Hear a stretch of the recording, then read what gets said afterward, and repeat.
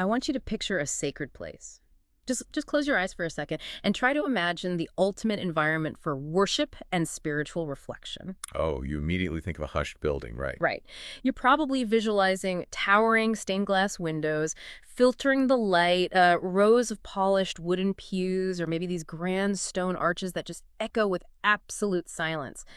The architecture itself is deliberately designed to make you feel completely separated from the outside world. It's very insulated. Exactly. It's quiet, it's pristine, and it demands a certain level of, formal reverence before you even dare to step inside. Well, it is the classic sanctuary model. The entire setup essentially tells you to leave your mess, your noise, and your daily stress at the door. Yeah. You are supposed to clean yourself up before you engage with the divine. Now, I want you to take that pristine image of isolated reverence and completely shatter it. Throw it out. Yeah, replace that quiet sanctuary with the loud, chaotic, frankly smelly reality of a bustling first-century Middle Eastern fish market. That is a harsh pivot.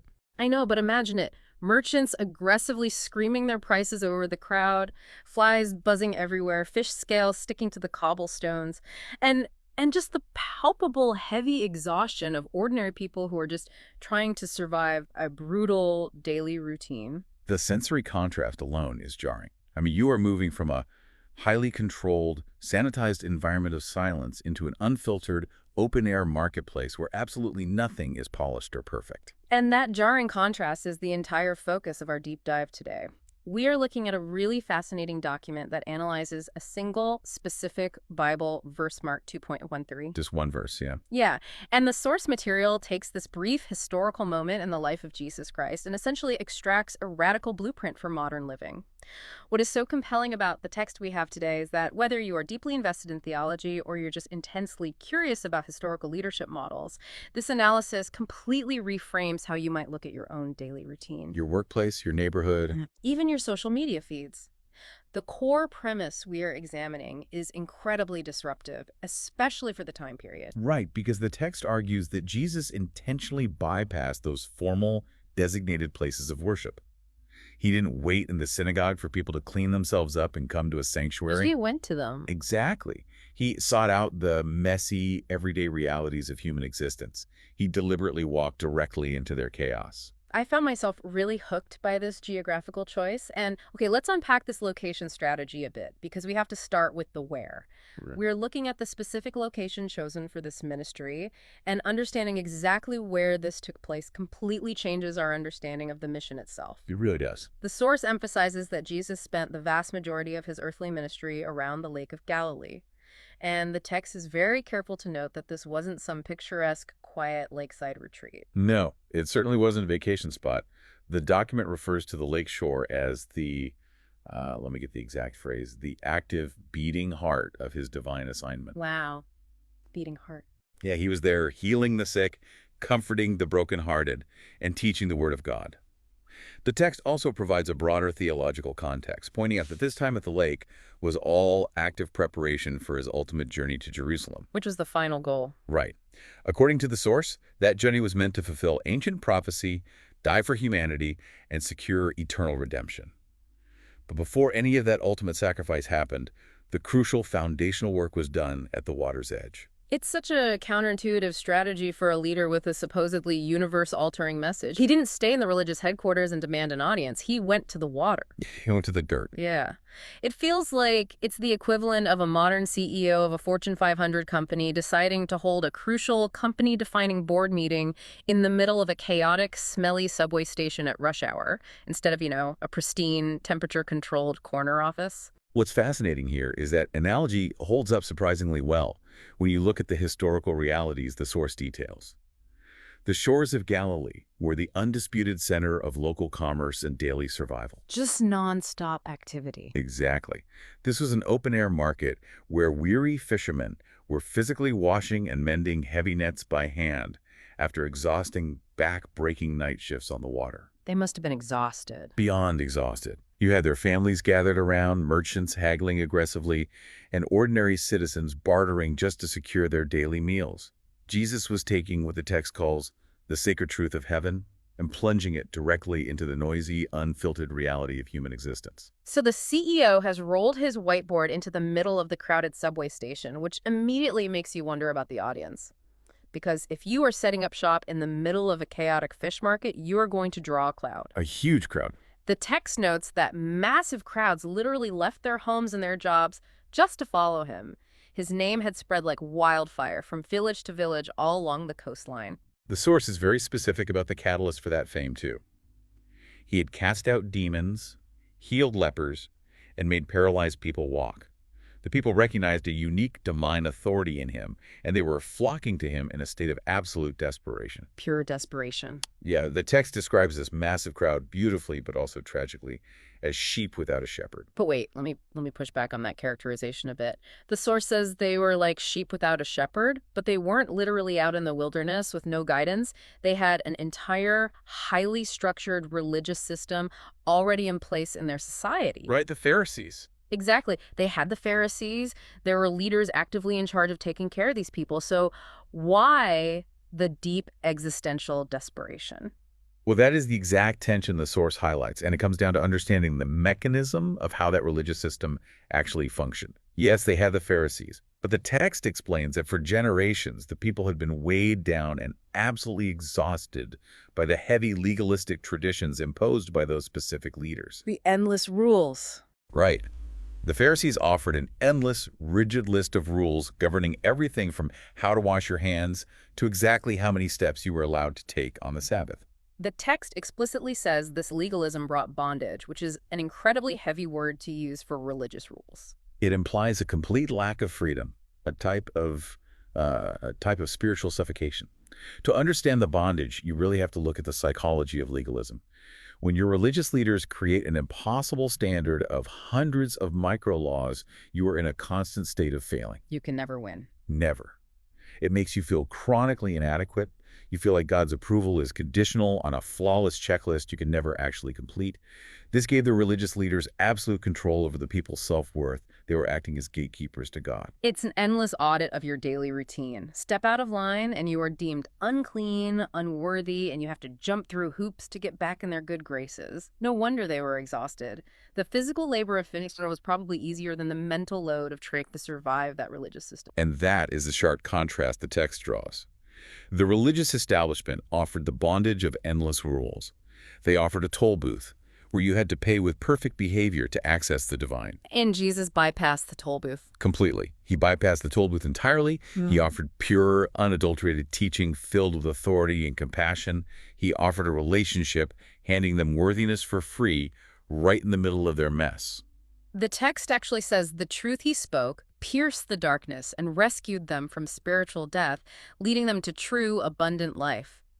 When you frame it as bypassing the toll booth of impossible standards, it makes perfect sense why a completely exhausted fisherman would drop his heavy nets right there on the shore to listen to a message of grace. The mechanism of stepping out of the formal synagogue and into the marketplace is vital here. The barrier to entry was entirely removed. They didn't have to clean up first. Right. The exhausted, the broken, the people who felt they could never measure up to the Pharisees' endless lists, they suddenly had direct access to grace without having to pass a purity test first. Okay, so we have this rich historical context established. We understand the noisy first-century marketplace, the psychology behind the desperate crowds, and the radical shift from legalism to grace. But the document we are analyzing does something unexpected here. It pivots. It drastically pivots away from ancient history. It takes this fisherman's marketplace and uses it as a direct, uncompromising model for modern application.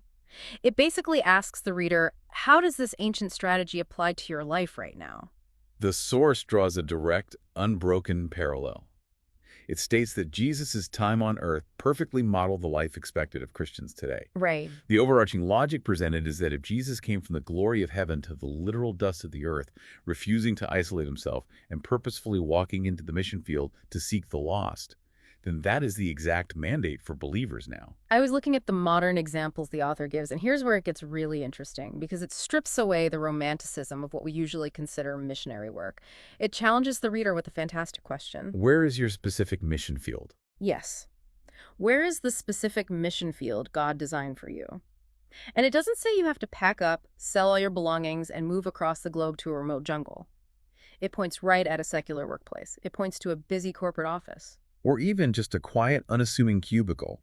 The text paints a very vivid picture of coworkers who are on the surface, just typing away their keyboards, answering emails, doing the daily grind. But internally, they're silently desperate for hope, for validation, for a listening ear. Then it takes it a step further and mentions a noisy neighborhood playground. It says if you are a mother taking your children out to play, the other lonely, exhausted parents sitting on the benches around you are your mission field. Such a powerful image. I love this comparison because the modern parent sitting on a playground bench is the exact equivalent of the weary first-century fisherman washing his nets. It is the exact same human exhaustion, just placed against a different backdrop. Think about what washing nets means for a modern parent.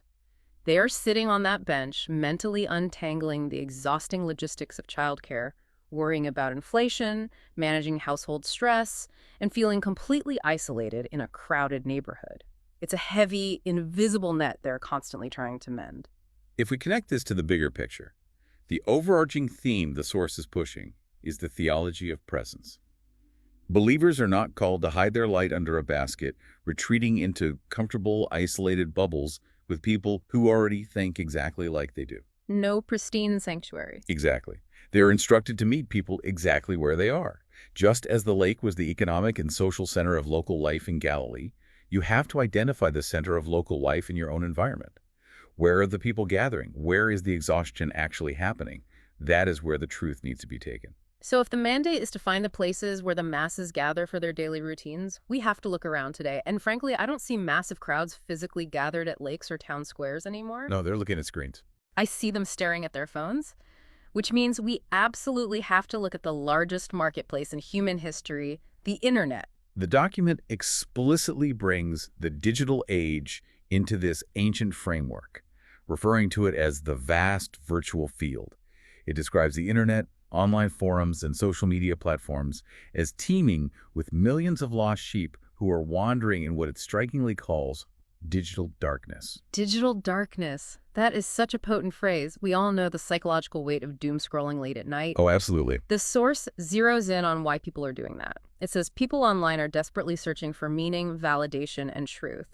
And the text makes this incredibly bold claim. It explicitly calls these virtual spaces modern-day lakesides. It does. But wait, I have to stop and challenge this because stepping into a toxic social media thread with grace usually just gets you trolled, dogpiled, or canceled. Does the source actually address how dangerous or utterly futile that feels? Because my instinct, and I think the instinct of most people looking for peace, is to mute, block, unplug, and retreat to our own quiet, safe sanctuaries. Well, the instinct to isolate is totally natural. But the text challenges that instinct by looking at the underlying mechanism of what is happening online. Why are those spaces so toxic? Why? Because they are governed by a new form of legalism. The algorithms and the culture of curated perfection are the modern-day Pharisees.